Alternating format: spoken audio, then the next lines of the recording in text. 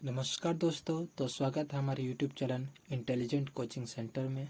तो दोस्तों आज हम सोशल साइंस के इतिहास का चैप्टर 1 जो कि यूरोप में राष्ट्रवाद है उसका अति लघु उत्तरीय प्रश्न लेकर आए हैं, जिसका पहला प्रश्न है राष्ट्रवाद क्या है।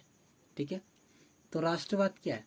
राष्ट्रवाद एक राष्ट्र के प्रति प्रेम और लगाव की भावना को राष्ट्रवाद कहते हैं।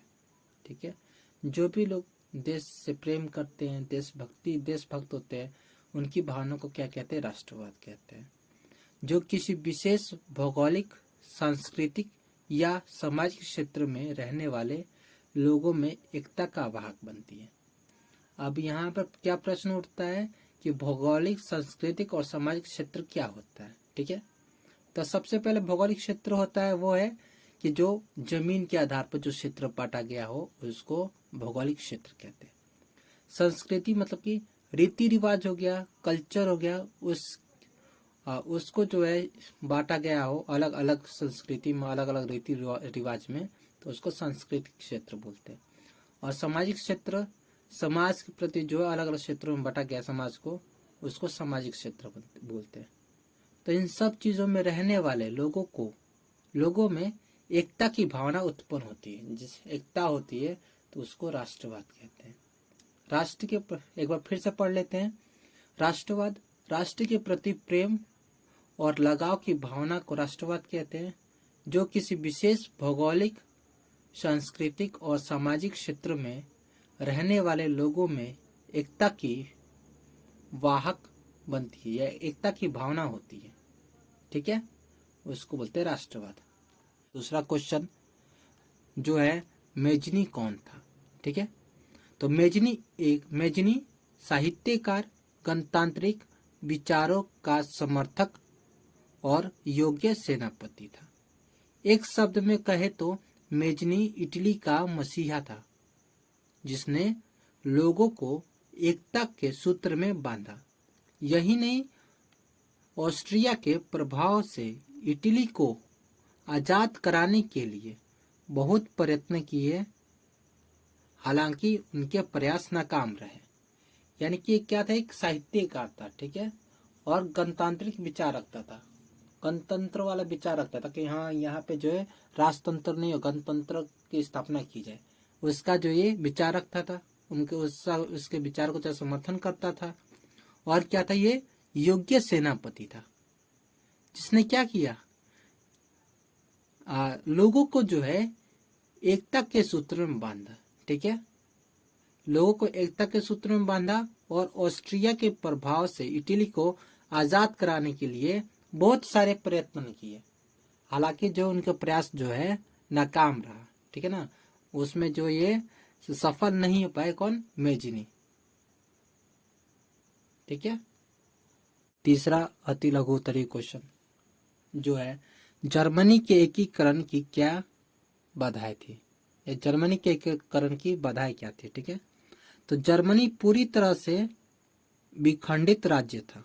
क्या था? ये एक विखंडित राज्य था जिसमें लगभग 300 छोटे बड़े राज्य थे, या बोल लो उसको रियासत थी। उनमें धार्मिक, राजनीतिक तथा सामाजिक विषमताएं भी मौजूद थी। मतलब धर्म के आधार पर मान लो, या राजनीतिक के आधार पर मान लो, या सामाजिक आधार पर मान लो, इनमें जो अलग अलग विषमताएं थी, बाधाएं उत्पन्न थी। ठीक है, वहां प्रसा जो है शक्तिशाली राज्य था एवं अपना प्रभाव बनाए हुए थे। ठीक है ना, और इन राज्य में 300 जो छोटे बड़े राज्य है, इनमें जो है प्रसा जो है शक्तिशाली एक राज्य था। ठीक है, कहाँ का? जर्मनी का, और वो अपना प्रभाव बनाए हुए थे। उसमें जर्मन राष्ट्रवाद की भावना का अभाव था। मतलब कि जर्मनी में क्या होता कि राष्ट्रवाद की भावना की कमी थी, लोग जो जागरूक नहीं थे, जिसके कारण जो है एकीकरण का मुद्दा उनके समक्ष नहीं आया। क्या है कि जर्मनी जो है पूरी तरह जो है विखंडित था, एक नहीं था।